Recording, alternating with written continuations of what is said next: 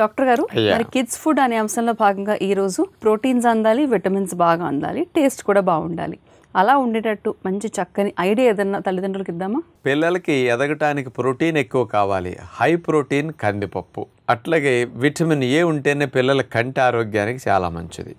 కలర్ఫుల్గా ఉంటేనే పిల్లలు సూప్ తాగుతారు, గ్రీన్గా ఉంటే చూస్తేనే వద్దంటారు. అందుకని క్యారెట్. దీంతో పాటు సూప్ అంటే ఉల్లికాడలు లేని సూప్ అసలు ఊహించుకుంటే బాగోదు. అలాంటి ఉల్లికాడలు పిల్లల కోసం ఇమ్యూనిటీ బూస్టింగ్కి కాస్త వెల్లుల్లి, ఇలాంటి 4తో సూప్ ఎలా తయారు చేసుకోవాలో నేను ఇప్పుడు చెప్తాను.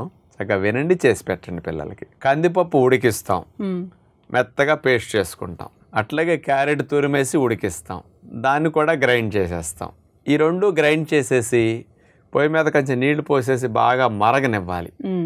ఆ మరిగేటప్పుడు అందులో ఉల్లికాడ ముక్కలు చిన్న చిన్నగా కట్ చేసేసి ఒక 5 నిమిషాలకి 10 నిమిషాలకి సూప్ దింపుతామన్నగా అప్పుడు వేయాలి. అట్లాగే వెల్లుల్లి కూడా చిన్న చిన్న ముక్కలుగా కట్ చేసి వేయండి. అప్పుడు ఏమవుతుందంటే స్వీట్ కార్న్ గింజలు వేస్తే మధ్య మధ్యలో నమిలినట్టు ఎట్లా బాగుంటుందో వెల్లుల్లి ముక్కలు నములుతుంటే సూప్ చాలా స్పెషల్గా బాగుంటుంది అన్నమాట.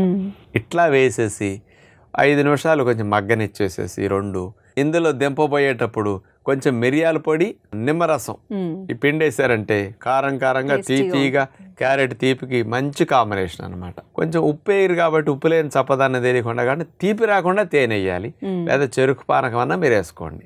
ఇలా సూప్ చేసేసి పిల్లలకు కనుక ఇస్తే ఇమ్యూనిటీని బాగా బూస్ట్ చేయడానికి, ప్రోటీన్ అందటానికి, మంచి పోషకాలు యాంటీ ఆక్సిడెంట్స్ అందటానికి ఈ సూప్ చాలా బాగుంటుంది. పిల్లలు ఇష్టపడే విధంగా ఉంటుంది. ట్రై చేసి పెట్టండి.